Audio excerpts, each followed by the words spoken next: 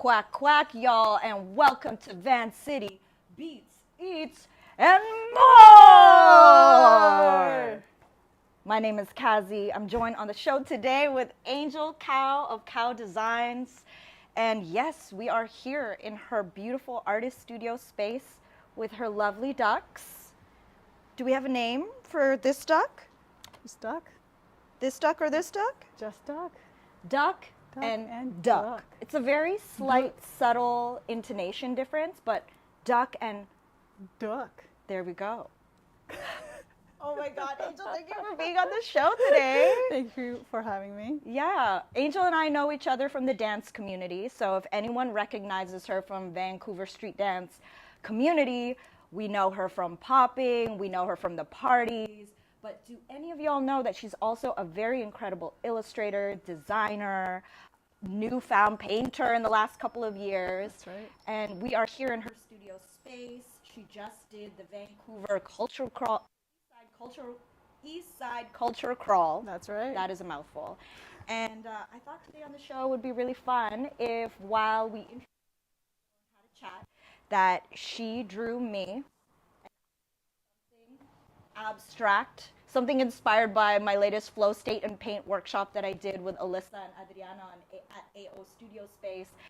And we'll see what happens. We'll do a grand reveal at the end of what's happened here. And Sean will film mainly Angel, a little bit of me. We'll see what happens. It'll be a beautiful visual representation of our conversation today. Correct. Yes. Yeah, we'll let it blossom and flow as it will.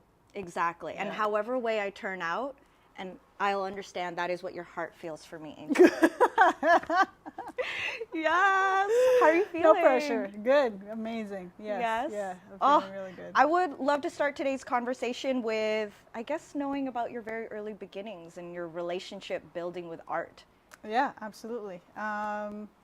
So it started. I'm gonna take this off because it's getting real hot here. I know, right? I'm like, amazing. my one armpit under here is already sweating because of duck. And that's how my hair looks like. But I'll have them here. There you go. We'll get into talking about the relationship to ducks in a bit. Here. I want to know about your childhood relationship to art and how that began for you. Yeah, so I grew up so I was born and raised in Taiwan up until I was like 7 years old. Where in Taiwan? Taipei City. Okay. Well, actually, like going back between Taipei, Taichung, and Keelung. Yeah. And I remember when I was in, preschool, kindergarten, I always excelled in art because I was more excited about art than anything else. Art and music. Those two were my biggest interest back in the day. And it just made sense for me. And then when I got here, I moved here when I was like 7/8. Same thing through grade school. I always excelled more in arts and PE and music than I did all the factual memory. Yeah, science. Yeah, those are interesting to me, history, but it's just like to retain information is a little bit harder for me. So the way that I paid attention in class and stayed awake was doodling. So doodling in lectures, filling my notebooks with art. That's also how I met friends, is through art as well. And I guess PE and dance. Do you have like a specific medium that you gravitated towards when you were that young? Pencil and paper, black and white. I was just like, color was always so scary for me because I didn't understand color theory. I didn't understand what worked well with what, and there was no undo button. So I always stuck to just what black you could and white. erase as well. Yes, and the shading. I really like shading. Yeah. So high school, just excel in arts. I didn't want to go into art school though. I didn't get into art school because I was afraid of being a starving artist. So I was actually really interested in psychology, and I actually wanted to be a psychologist because I was interested in the brain and how the human brain works. So I ended up actually interviewing a psychologist during that time. I called like 10 psychologists in the city to ask them if I can interview them. I was like 17, just before I graduated, and like only one person said yes. So I went to her I guess studio, or not studio, but her space, and I asked her like her career, how she got to where she was, and she basically told me that if I go to school now at the age of 17 and I went graduated, I would be done maybe in like 10, 15 years, maybe. That's a long time. For psychology, yeah, I guess, yeah. So I'd probably be done by like late 20s, early 30s. And then she was like, you know, you have time to be a psychologist later in life when you have actually lived more life experience. If you are still interested in psychology, you can go back into it later on. So I was like, oh, that's a really good point. Maybe I should live my life now, not going to school for like 10 years. And if I want to be a psychologist, maybe I can go to school then at like age 40 or 50. Yeah. Yeah. Another life. Why not? Another life, yeah. And so I ended up not going to psychology. I ended up going to tourism because I was interested in travel. Okay. And so I did tourism for 2 years and ended up volunteering for a government program for 6 months. And then I realized that I wanted to pursue arts. So I came back and I went to not art school, but tech art school. What's that? Technology, like infotech, so like web development, web design. Yes. Yeah, it's a different kind of art, but still sort of artistic. And that's where I am today. I ended up just graduating from learning how to make web-based art. Yeah, so graphic design and illustrations and websites. Which is cool. It's worked out great for you. Yeah, yeah. That's amazing. Yeah. Who would you say when you were younger you were influenced by art-wise? Oh my gosh. Was it any cartoons or music artists or... Cartoons, absolutely. I loved, even to this day when I watch Looney Tunes. oh my gosh, Looney Tunes. Or like any of the, like anything from Cartoon Network. I love it because of just how exaggerated their expressions were or are, and like there's not a lot of dialogue in the old school cartoons. Do you remember which one specifically that you really liked? I really like Bugs Bunny. Bugs Bunny. Yeah. But I also was very much into Miyazaki's film. So like Totoro, what were the other ones? Spirited Away. Just beautiful artwork and storytelling in his works. So that very much influenced me. Also anime growing up, Pokemon, Digimon. Were you ever a Sailor Moon fan? Yes. Sailor Moon, yes. Dragon Ball Z, yes. Yeah. So many kids calling each other Meatball Head in that era. Yes. Yeah. Rude. Hey Arnold. Hey Arnold. Really enjoyed Hey Arnold. And Rugrats. Recess? Did you ever mess with Recess? You know what's funny is that I, for some reason, never got into Recess. Okay. But I was into Hey Arnold, Blue's Clues for a little Blue's bit. Clues. Yeah. Rugrats. Yeah. Rugrats was an excellent era of cartoons. Yes. And that's all I can remember right now. Samurai Pizza Cats at one point. The Rugrats movie was very significant to my childhood. Okay. That was I really enjoyed that movie. Yeah, and that was back in the day when they would release music albums from the movie. And that one had so many people. There was that song with Maya and... yes! Who else was on that track? Oh, that was a banging album. Someone Google it. Someone Google it. Oh, man. That was good. Yes. Anyone in your family that was also artistic or creative? My dad, he went to school for graphic design for a little bit. Oh, wow. And he was very encouraging for me to pursue arts. My mom, I don't know if she's artistic. She is creative, but not in an artistic sense, I think. But I would say my dad a lot more. Yeah. They were very encouraging when I was young to pursue art, And then how about dance?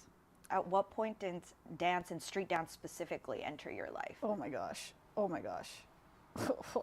So you think you could dance? Yeah, the show. The show when I was like in high school, and I remember watching this, I think it was the first or second season, Yeah. and this guy comes on, and his name is Popping Onion Kim. And Wait, what? Yeah. Popping Onion onion? Kim. Yeah, I remember, yeah. And like, I saw him, this was the first time I ever saw Popping. Yeah.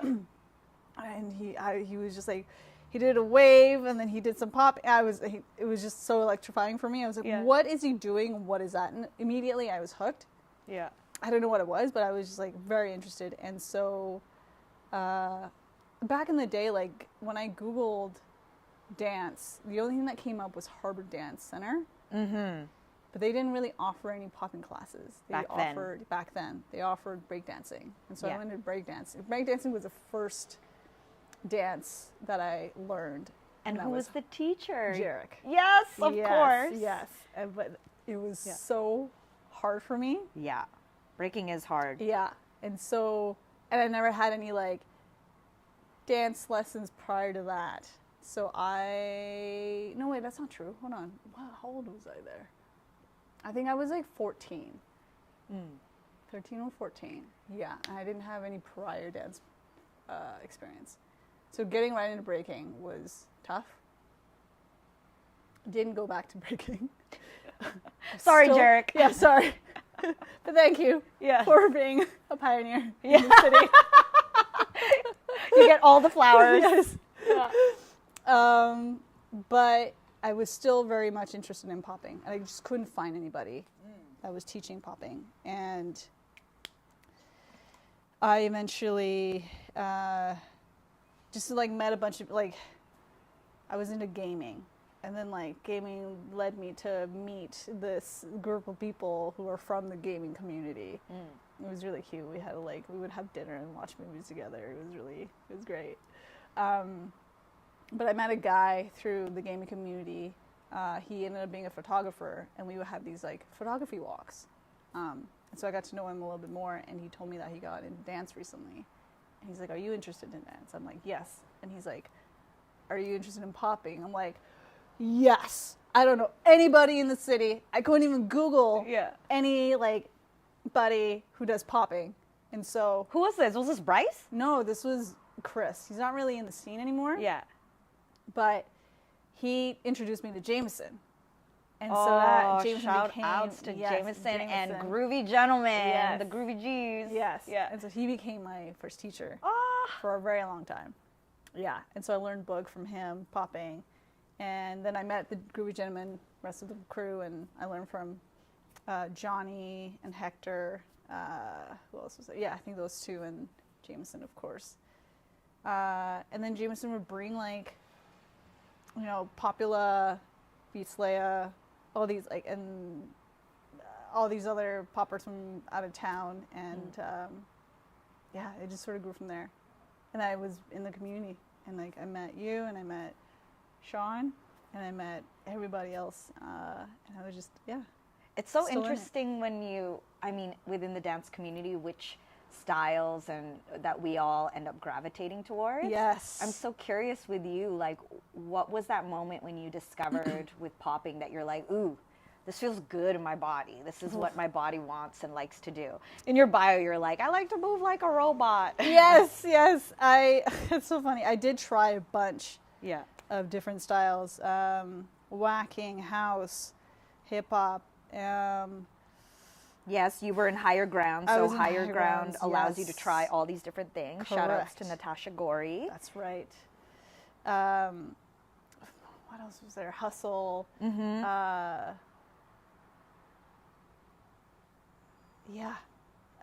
don't think I ever got back into breaking.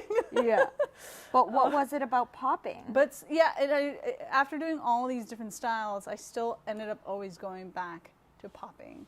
I don't know what it is, but it's just like, maybe it's the hit, maybe the being able to listen to music, moving with the music. It just feels really good to hit with the beat of the music. I don't know how to explain it. And then like not just popping, but there's like waving as well that you can incorporate into your dance. And this is what I was doing earlier today, was wave sessioning. But Like what? for the moms out there on TELUS, who's like, what's waving? What's waving? Waving. What's waving? What's waving? Yeah. What's waving? waving? You're just slowly moving. There you go. Like you're in water or you're in the air. Yeah. Just moving your body slowly. Waving has really helped me slow down in dance. Because you have to consciously think. Understanding speed. Because with poppers and dancers, when they get into a cipher or battle, you get lost in the music. The music is always so fast, right? Depending on the kind of music you listen to, but when it's so fast, you get lost in it. Mm-hmm. But waving helps you slow down. Yeah. And then animation. I don't know what it is, but I've always been into animation. Can you explain what animation is? Animation is like dancing like robots. Well, maybe I think there's a different way to explain it, but it's based on like claymation or stop motion. Stop motion. Thank you. Yes. Mm-hmm. Yeah. It's pretending to be. And now Angel will conduct the rest of the interview in animation. Animation mode. Just the both of us here. Oh. Yeah, Bryce is really good at that one. Bryce, yeah. The whole Heavy Hitters crew, they were pretty much the only animator that I knew in the city they were the first people that I saw anyway who did animation. And I was very much captivated, intrigued. And I've always wanted to learn from them. And actually I always just want to learn animation in general. I actually didn't pick up animation up until 2021, after COVID. I met a dancer named Tata, and he did animation, so I ended up training with him. And then I reached out to Morgan, and I ended up training Ultraman Morgan? Ultraman Morgan, yeah. And AJ as well, Mega Man. I reached out to them, and ended up training with them for about 2 years. Yeah, it was really great. And I took AJ's reality check program, and that was really, really helpful. What's that about? My development. It's his animation program, where he teaches you how to his system and how to animate and battle and dance. Yeah. Sounds like AJ. That's great. Amazing. Yeah, I mean, AJ has turned out like basically squadrons and squadrons of humans who are now of legal age. That's how long he's been doing it for. It's amazing how much confidence he's able to instill. It's not just him, but like his way of teaching, but it's the dance itself, how much confidence it really gives somebody. That's why I love dance. Yeah. Because of the confidence it gives you? The confidence, but also like understanding yourself a little bit more with the way you move, how you use your body, just being aware of your movement and using your vehicle. And being conscious of it. Yeah. I think it's very helpful in life. That's cool. Yeah. I mean, that is our point of connection, Angel. Yeah. I don't remember the first actual time that we met, but I do remember it was like Robson Square summertime lit era of like 2018, maybe. Yeah.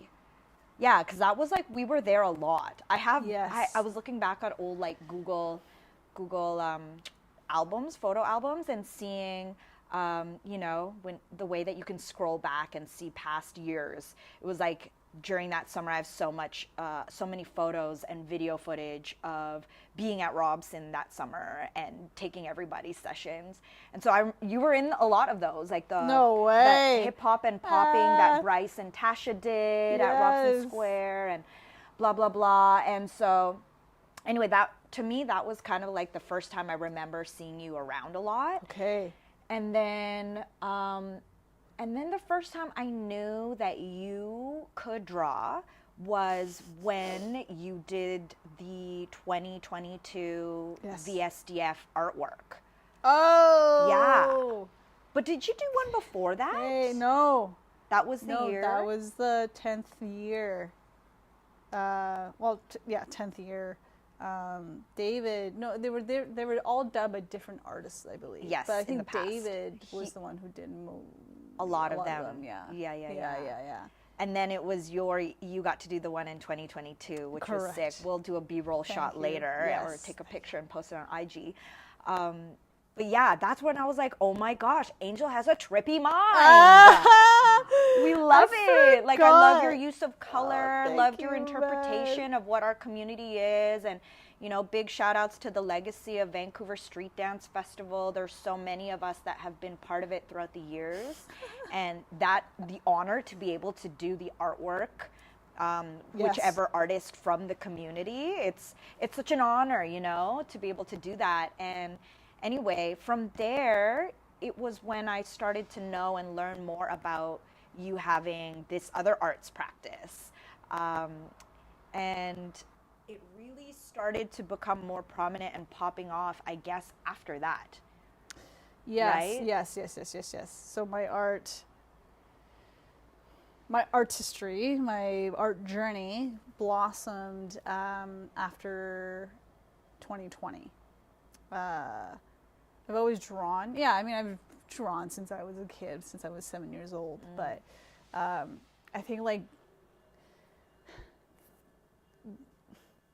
different pathways throughout my life have always been like, I wouldn't say distraction is not the right word, but like, you know, going to tourism, going to psychology, going to being interested in other forms of careers that were not art related have always been like there.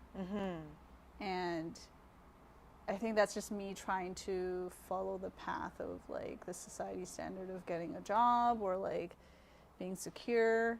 So I didn't go to art school because I have a fear. So it's always like, I think I've always led with fear rather than love.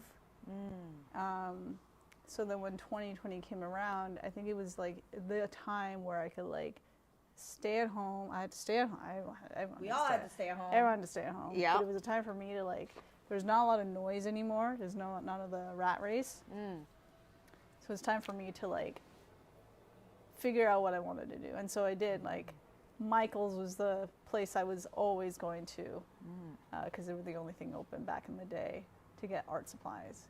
So I tried making stickers, I tried sewing, I tried watercoloring, I tried making GIFs, like GIF, like animated images. And I tried a bunch of other stuff I don't remember, but I ended up getting into greeting cards.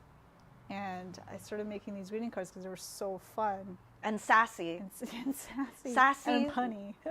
Real punny. And real funny. And they were just fun, and I love how silly they are. I love how much it brings people joy and like laughter. And so I started doing that. And that led to me thinking, oh, I can like make prints out of my artwork. And so I started like turning my crazy psychedelic, I guess, artworks into little prints. But I was able to evolve to this type of art now because I got into digital drawing. Digital drawing versus analog drawing, black and white, pen or paper, is different because I have an undo button.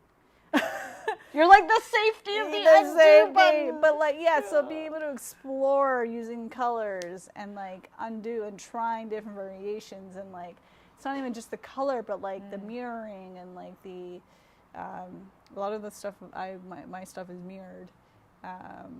And by mirrored, you mean like making it symmetrical? Yeah, exactly. Yes, making it symmetrical. This is as good as my undo button, y'all. It's called that. Oh, okay. This is my undo button. We're just start like that, you know? Just joking. This is as far as I got, okay? No shame. No shame. We're leading with love, not fear. Yes, that's right. We'll come back to this. There's a reason why it says milk. Oh, okay. That's cool. I love that 2020 provoked you to just like tap into as many different creative outlets as possible. Yes. And I've never thought about how using a digital art making, like the undo button, Yeah, or man. the like make a thing and enlarge it, or change the colors if you want, Yes. or ... Or using different kind of like brushes and textures, and like being able to zoom in This. makes like sometimes when I do like going back to analog, You're I'm like oh, wait, that doesn't do anything. You're like, Yeah, exactly. The double tap to undo. hilarious. Yeah, it's so funny. And then I'm like, oh wait, hold on. A quick note on Angel's punny cards. Last year I bought one, it was last year I bought one that said, "So sorry, I overreacted," as in ovaries, as in when a woman gets her period, as in PMS, as in feeling hormonal and very moody, which we should never apologize for. I'm just saying. Yes, that's right. Yes. Anyways, it was an excellent card. Thank you. So good. Thank you. Took home a couple more. Some of y'all out there might receive one from me. You never know. You never know. It's got an image of an ovary, a cute little ovary. Yeah. Oh, that one's Thank so you. good. Thank you, man. Yeah. And so then from there, that's when I started publicizing my artwork. Because you didn't know until I did VSDF poster. yes. You didn't know until now. And like, I've noticed, and that's something I realized like a year or 2 years ago, is that a lot of my friends know that I do art, but they don't know to what extent. Yes. Because I never really shared my art. I wanted to, but I was, again, leading with fear. I didn't really know how. I didn't want it to get, duplicated, stolen, or whatever it was that I had going on in my brain. And I was like, no, actually, when I released it to the public, I had a really good response. And so that really encouraged me, but also nothing crazy happened. And so I was like, oh, I can do this. This is fine. I can put it out there. I'm getting feedback. I'm getting like people's interpretations that I'd never thought of, which is so helpful. I get to understand myself a little bit more by looking at what I produce and the colors I use, and then how other people see it as well. It's just a really good conversation starter. And I love it. What's interesting to me is that you can dance in front of people. Yet, like, no one might even know that you did the thing. You're just like, oh, hey, look at this. I don't know who did it. Like, where does that come from? Oh, that's so funny. Yeah. Isn't that interesting how we can be more comfortable in certain situations and spaces? And Yes. then, like, what is it about this that makes you have felt fear for so long until now, maybe? It's so personal. It's very personal. I've been drawing since I was a kid, and like being able to like really, and also the generation, this generation where we're in now with technology and where it's at, being able to reach 80 million people, or a million, like On the internet? on like in just a split second, and Yeah. it doesn't cost anything, is insane. Reaching people's opinions from all around the world. It's a very interesting thought and idea to digest. And so I think I just had to warm up to that idea. Whereas dance is just like people in my circle, people that I know. Or when I go to like different parts of the city, or people come, like out of towners when they come in, it's not like 80 million people. It's just a couple handful of people. And it's like a really tight-knit community. It's really nice. Yeah, it's different. Yeah, it's very, but it's all learning lessons.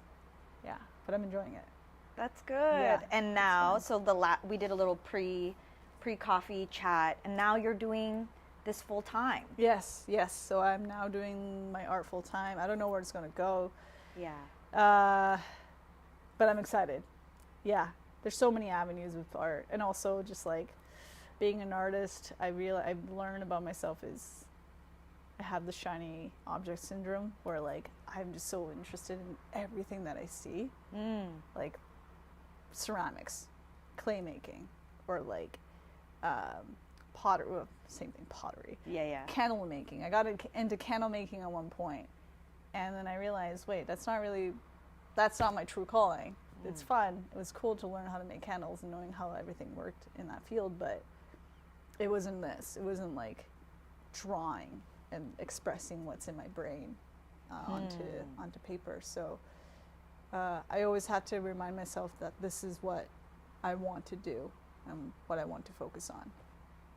Yeah, it's been an interesting journey, trying to like remind myself that this is where I want to be. Yeah, focusing on my art. How would you describe that, as in where you want to be and where you want to go with your art? I just want to create. I just want to make. And I want to inspire.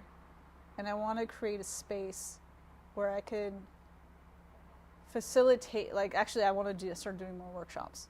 Where I can facilitate like a space where others can come and be able to express with less fear. There's always going to be fear. That's something I've learned.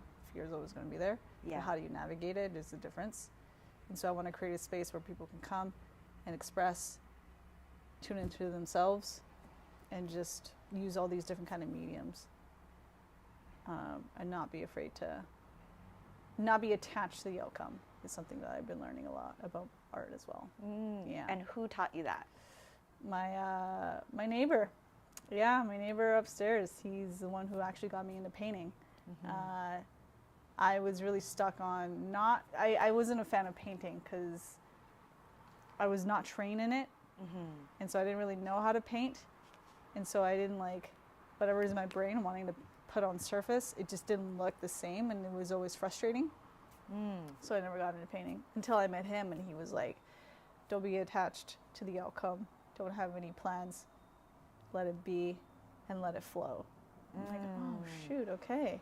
And so he started throwing paint on the canvas, and it's just making blobs. And I was like, I used to turn blobs into characters.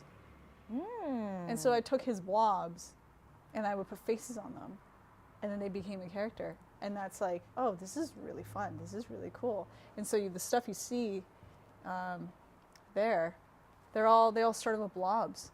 And then I would just like add whatever I see onto them in the moment. So there's no outcome. There's no like perceived like, oh, I want this to be a duck. I want this to be Mona Lisa, or like I want this to be a tree. It'll just be whatever I see it in that moment. Whatever I do with that is what it is going to be. How do you know when it's done? That's a good question. Just by feeling.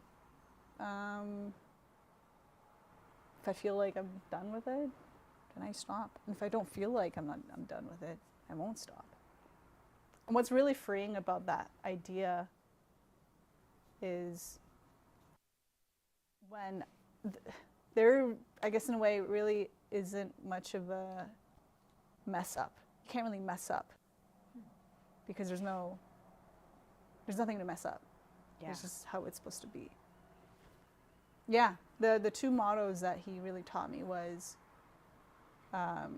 you decide, or I decide, and I make the rules. You make the rules. I make the rules with the art. Yeah. That is cool. Yeah. That's very affirming. Yeah. I really feel like we should connect you with Adriana and Alyssa from AO Studio. Yes. I would love to meet them. Much of what you said also resonates with the flow state and paint workshop that I had done at their space, but also that, they're really trying to cultivate people being able to access therapy, access themselves through making marks, and creating art, and exactly what you were saying, not being attached to the outcome, and that the idea of like you decide, there was what was it? It was like our congruency. Yeah, like what is true to us in this moment, and that we're making a choice in this moment, and that in the next moment we can make a new choice if we want to. So literally, yeah, that's exactly it. It's like you're building off of something until it becomes what you feel good about. Yes. That's a hard point to come, I know a lot of people who would be like anxious at the thought of like, it's done. They might feel like it's never done. Right. You know? And maybe it isn't, right? And it'll call to you when the time is there. And it's always going to be different at different times of your life. Maybe you'll be done in maybe I work on this painting for 2 months. I'll be done by then. But then maybe a year later, I'm in a different part of my life. I'm like, oh, I want to add something here. Yes. And I can.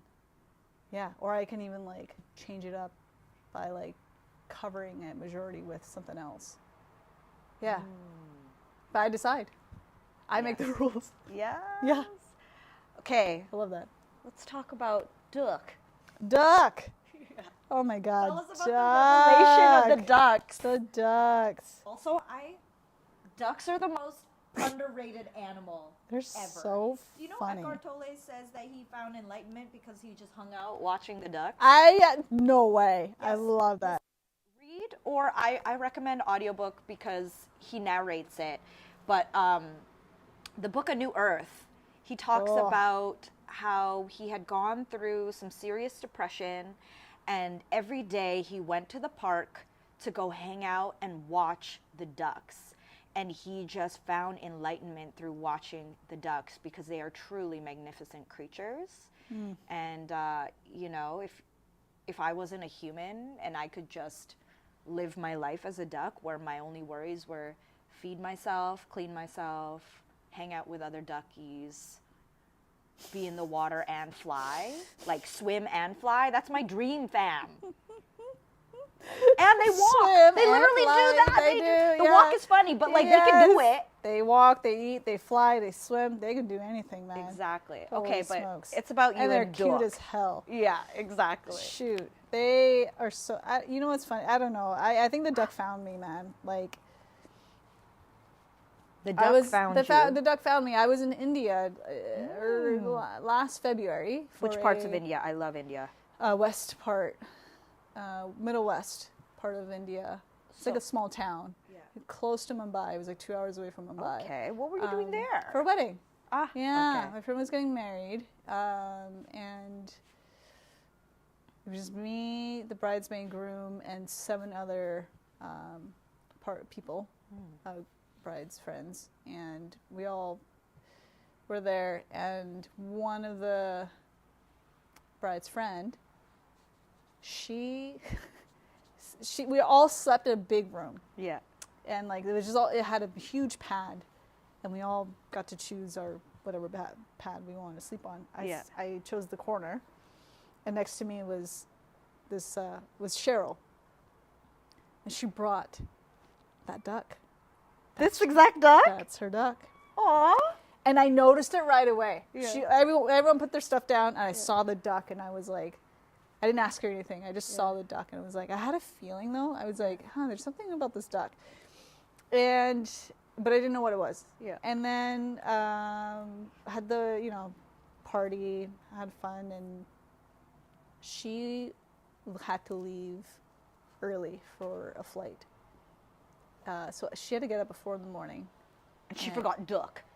So she actually left behind the duck next to me. Okay.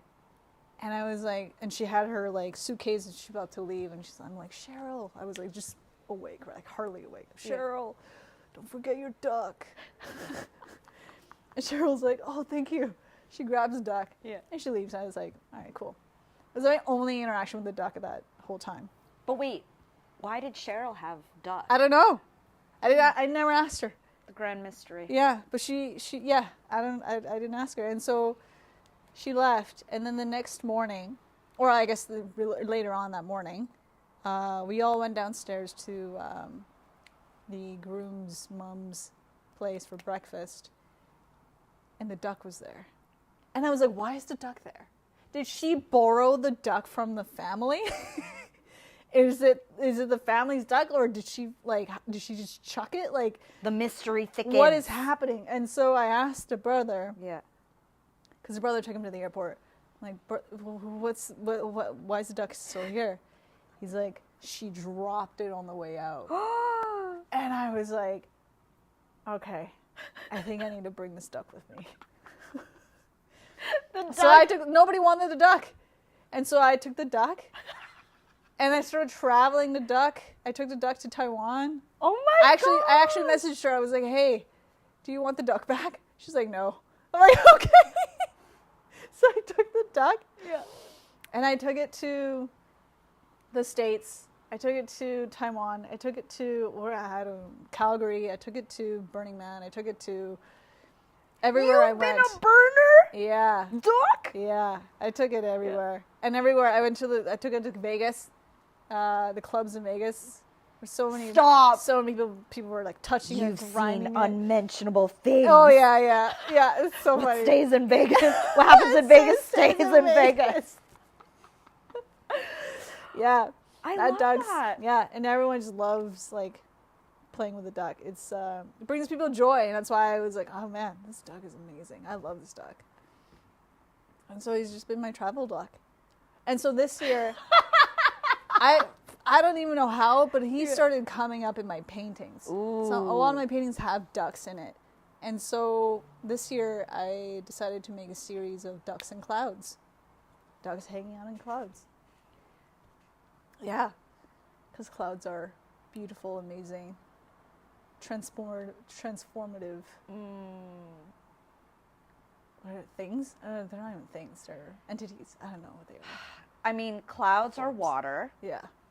They are a form of water, which Yeah. is actually one of the coolest forms of water if you Yeah. think about it. Yeah. You know, because when you're in it, it's just... Yeah. And then when you're far away from it, Yeah. it creates all these different shapes. Like I remember, okay, right now, let's try to name all the types of clouds we can think of. I don't even know. Cumulus, nimbus, cumulus nimbus, stratus. The only reason why I know these words is because of Goku. Really? Or Dragon Ball Z. Like, I know cumulus are the super puffy ones. Stratus, did I say stratus? Something like this. They're the ones that are kind of like streaky. Cumulus, what's nimbus? Or nimbus, the little puff puffs? I always thought they were like, the little Yeah, my little brain, the boop, art, boop, the boop. squiggly. Yeah. Yeah, the And so then cumulus nimbus is the ones that do look like from Dragon Ball Z, where they're like puffy and doot-doots, you know? I guess. That's as far as I've gotten with clouds. I feel like there's more. There's more to mention.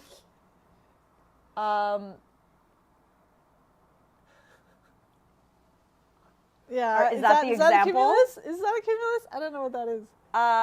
To me, I am seeing a dragon on a cloud. No, it's a duck. Hey, open to interpretation. You decide.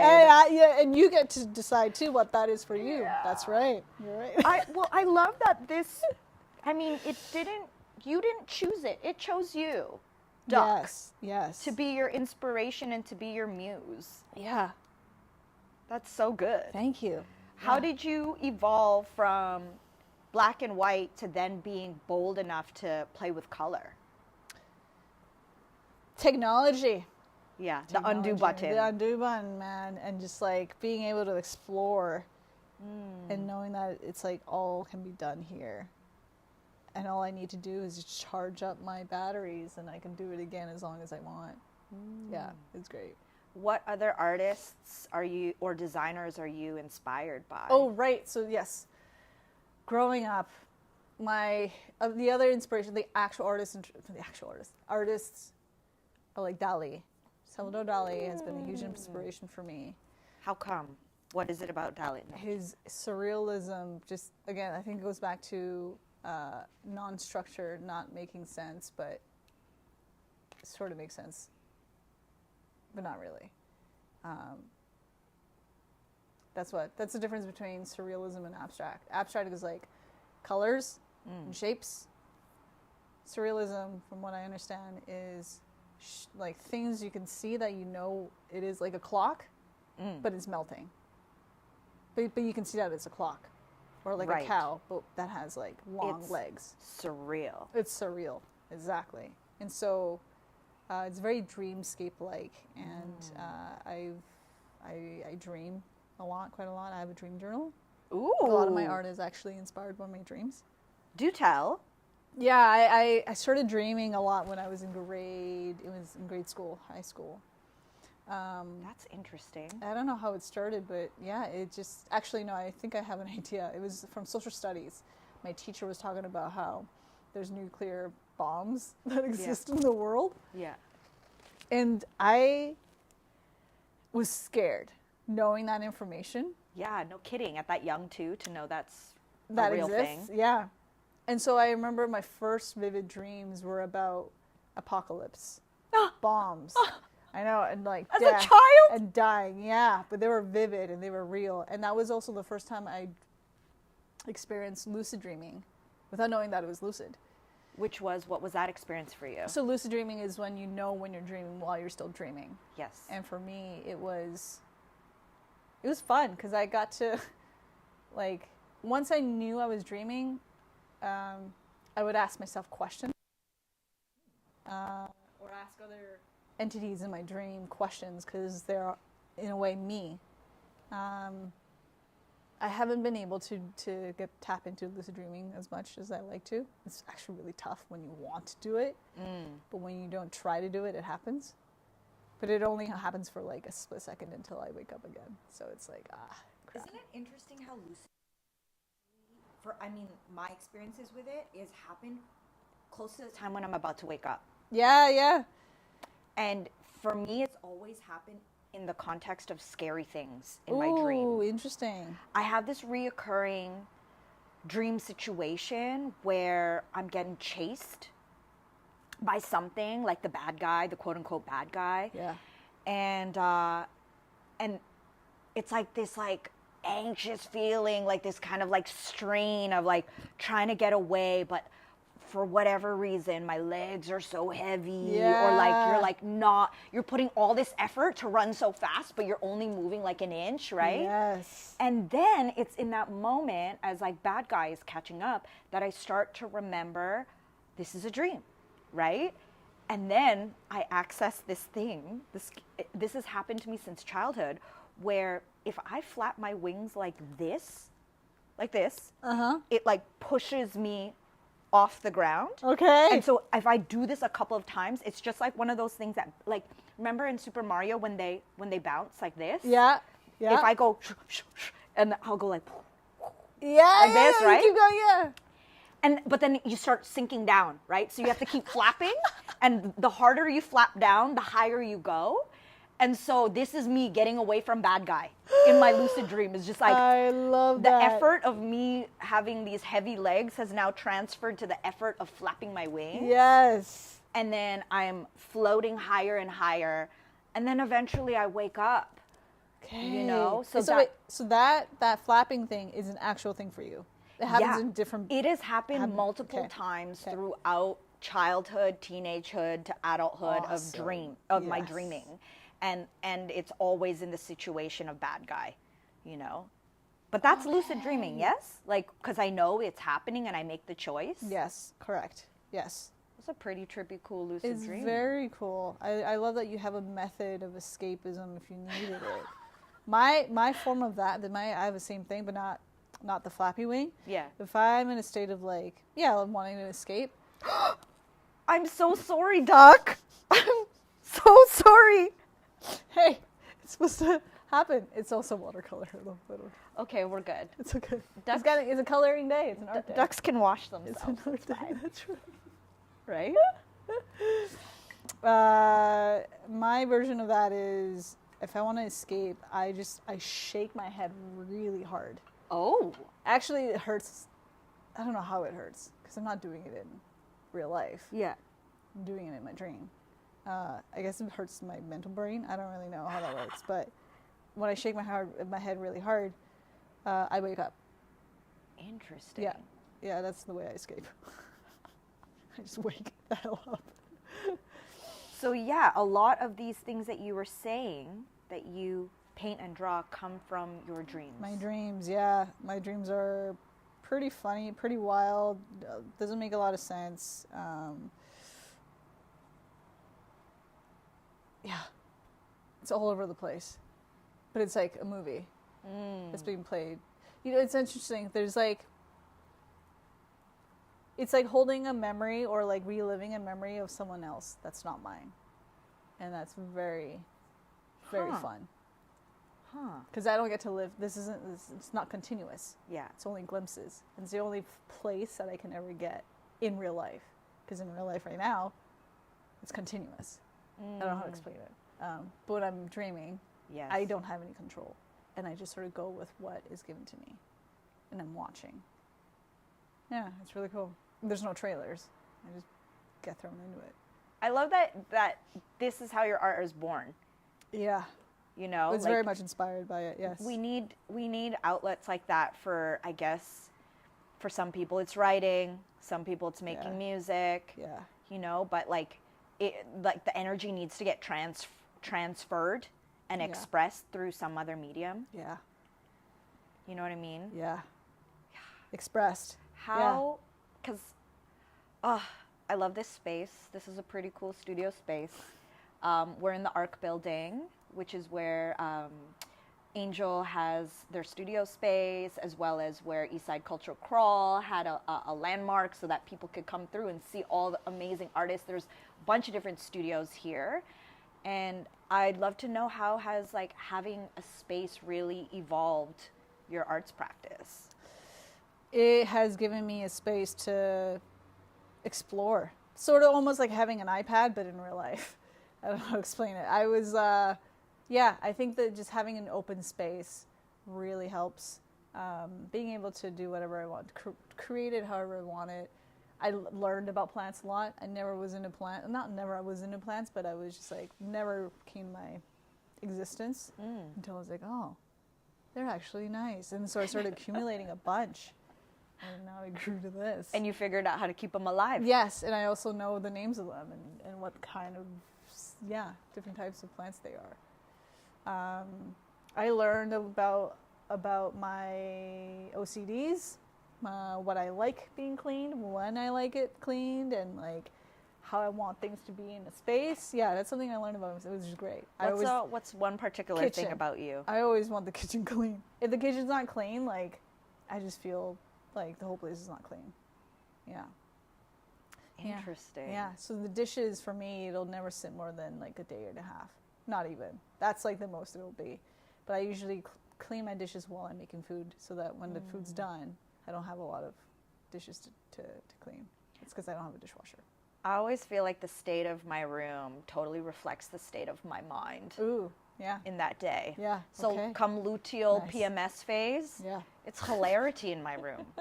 It's just like I start a pile of clothes that you've worn from the past couple days, but you haven't put them away or put them in the dirty laundry hamper. Yes. They just like sit on a chair.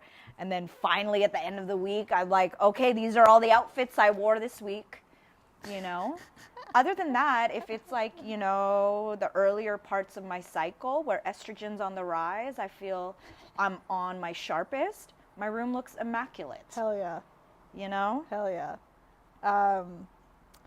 Laundry. Let's talk about laundry. Okay. How often do you do laundry for your jackets? T-shirts I understand, but like you know the stuff that's like it's not expensive, but like the Girl, I'm like, I need to go to a dry cleaner.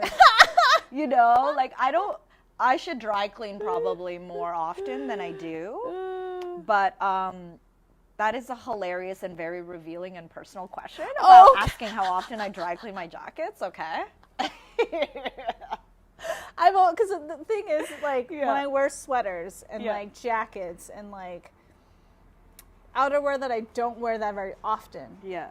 Maybe like, because I would obviously rotate them. So only these hoodies I would wear maybe once or twice a month, but I've worn them out. Yes. So do I, you know, when do they go in the laundry? Like, not when, I get to decide, but like, I'm curious how other people, like, how often does it get washed? And when do you determine it's washed? Yeah. Right? Like, answer us in the comments. yeah, I'm really curious how other people have done it. Here's another question I have. Okay. Everyday life question. Water. When your water's been sitting out in your glass, how long will it take for you to like, well, not how long, but like, when would you change it out? Would you drink the same water that's been there for 3 days? No, absolutely not. Okay. Absolutely not. Have you tasted it? Does not taste good. I'm I was 100% sure about that one. So when do you change it out? It's been sitting there. Within or less than 24 hours. 24, okay. I have a very particular palette that is quite refined to the taste of water. So do you like water that's anywhere past Calgary? I have not tried, unless it's from a mountain. Hold on, but like, Yeah. what I mean, like Montreal, like all the provinces past Calgary, like Yes. Montreal, Toronto.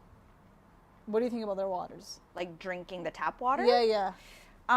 Toronto tastes fine. Okay. A little bit on the, I don't want to use the word chemical, but there's definitely something in there. Montreal, I don't believe I've had tap water there. I believe that the Okay. water the water I have drank in Montreal has always been filtered. Okay. From bougie filters too. Awesome. Like, you know that one that's like in a big silver, has a name, and it's all mineralized. I drink Calamine? mineralized water when I'm in Montreal. I love it. Yeah, I don't know how Quebec does things with their pipes, but Gotcha. Vancouver water is pretty good, pretty decent. But yeah, for me, it's like once the water just sits, I feel like it soaks up whatever's in the environment, and it tastes dusty to me, which is why I say and less than 24 hours. Like, it just tastes good when it's slightly chilled from the tap, which came from the mountains. Whenever I travel, I just feel so grateful for the air and the water that we have access to. Every Absolutely. time. Every freaking time, man. But it's good. Thank you for answering that. I was curious. What else are your life ponderings from the artist Angel Cow? Here's a pretty personal one if you want to. When you wipe. Yeah. Oh my gosh. Let's hear it. When you wipe, do you fold or do you use once and chuck? Oh my gosh. I had to really stop and think about that of my most recent memory using the toilet. And I guess my first answer to that would be, depends on if we're doing number 1 or number 2. Oh, we're talking about 2. We're only talking 2 here.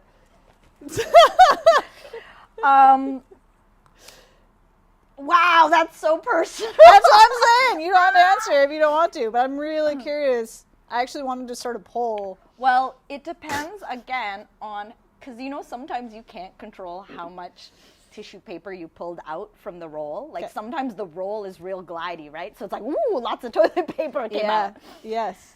At which point, then it's like you're going to have to fold because you're not going to waste all that toilet paper. Yeah. You know? You're right. And that also came from having like a babysitter Gong Gong, who, like our Chinese neighbor, who literally drilled in my brain, like, you are only allowed to use max 3 squares. Okay. I love this. Have to save the trees, you know? Wonderful. Okay. Shout out to Gong Gong, you know? But, yeah, that's as much as I want to answer that question. I'm going to turn the table to you. Okay. I've always been oh my God. So I started, when I was a kid, I started scrunching. Nobody taught me how to, do that, or like do whatever, right? And so the way I figured out my own is like scrunch. Yeah. So I would take a bunch, scrunch, and like use, but I would use it once and I throw it away. Oh man, what a waste. My aunt saw me do this one time, and she was like, "Stop what you're doing. This is how you're supposed to do it." And she grabs like maybe 3 to 4 squares. Yeah. And then she's like, "Watch." And so she folds it, and then that's how you do it. Not like 10, scrunch once, throw. Sorry. Yeah. So I learned passing down of knowledge and wisdom. Yeah, and that's when I learned. You just like grab, fold as much as you can until you can't use it anymore. I learned recently that someone I know, he uses it once and then throws, but he only uses 2 squares. So you'll take 2 squares, fold it together, do it, throw it away. Whereas I use like 4 or 5, I'll wipe once, fold it, wipe, throw. Yeah. Anyway, that's what I've learned. There's the fold, and then there's the use once and chuck.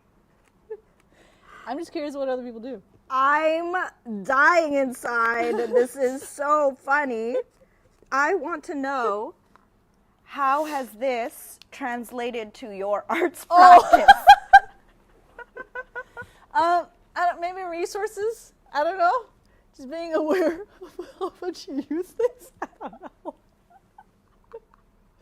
But it's how I've learned about myself living in this space and how I live. That's how we got here. Yeah, and how having your own space has developed your arts practice. Correct. Also made you a more self-aware human. Yes. Of the weird things that humans do. Everyday life things, man. That's amazing. Thank you. Why do you think the world needs art? Oh, man. It's a really good question. It's a way for us to express. If we don't express what's in our brain, it's all just going to be held up, pent up, and what would the world look like without art? That's right? the question. No music, no film, no dancing, no color. Not color. There's color. But thank you. There's no paintings. But what is art too, right? Like what makes art art? Recently there's that banana on the wall. You know about that? The tape of the banana? No. Talk to me. So there's a I don't remember the origin, but it came out around maybe 10 years ago. It's less than 10, within the 10-year range. Someone put a banana on a wall and then put a duck. Okay. That's it. That's literally it. And but wait, where was this said wall? It was at a gallery. Okay. I forgot but it made it on the news and it was huge. It became huge because people were like, "Is this art? Is this art? Is this meant to be art? Was this done on purpose? Was it done by accident?" Right? I don't actually know the story behind it. But recently, in this past week, it got sold for $6-something million. What? Yeah. That is hilarious. 6.2 or 6.8. I actually don't remember the number. But yeah, it got sold. And so that's been the talk, right? Of like, why? What is it? Like, what is art? And I guess everyone's interpretation. But somebody put money on it. That's interesting. Yeah. And how just, everyone places a different value on something. On something, exactly. Like this could be just, no offense, duck, okay? But this could just be, I'm sorry, I'm going to use this word, but ratty. This could be just like a ratty thing that, for all we know has children's drool on it and blah, blah, blah. Correct. But that's not true of you, duck. It's not. You are a muse. You are an inspiration. You are helping Angel make money. Through her latest collection inspired by you. So, my point is, everyone, you decide. I decide. You decide. Aww. Yeah, and so what would it look like without art in the world? I don't know, man. It would just be, actually, because art has existed in caveman days, right? Like, since time immemorial. Nature is art. Yeah. Oh, yeah. You know what I mean? I feel like that's where it came from, where people started drawing and painting or dancing or making music. It was all inspired by telling stories of our natural environment. That's what our ancestors did. Storytelling was the first form of what divided us from animals, is being able to tell stories and have imagination. Yeah. Wow. Yeah. They probably do too, but we can't.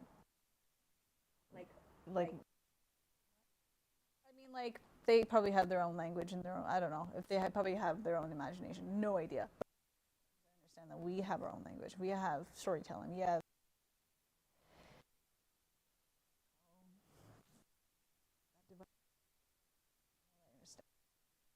yeah.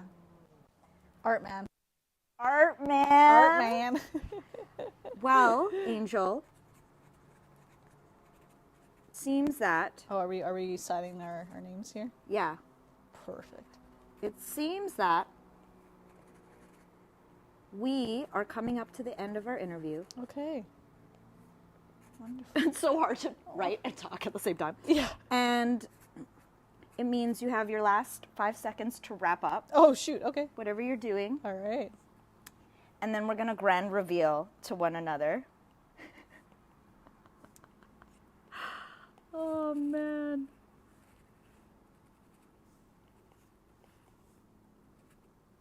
It's like, what's the show where they're like, every show that has a contest, you get 5 seconds on the clock, ready, and... It's like a battle. 3, 2. Hit. I like when Sevi said at Hustle Van Jam, it's like, hit him with the 5, the 4, Oh, yeah. 3, 2, and 1. Nice. Are you ready? Are you ready? Are you Oh, ready? oh, we got it, Are you okay, ready? okay. Are you ready? And go. What? I love the live chuckle. I love it. Oh my god. Oh my gosh. Look at my little toilet paper right there. What would the world be without art? Scrunch. Scrunch. Fold. Wipe. Grab. Chuck. Once. Once.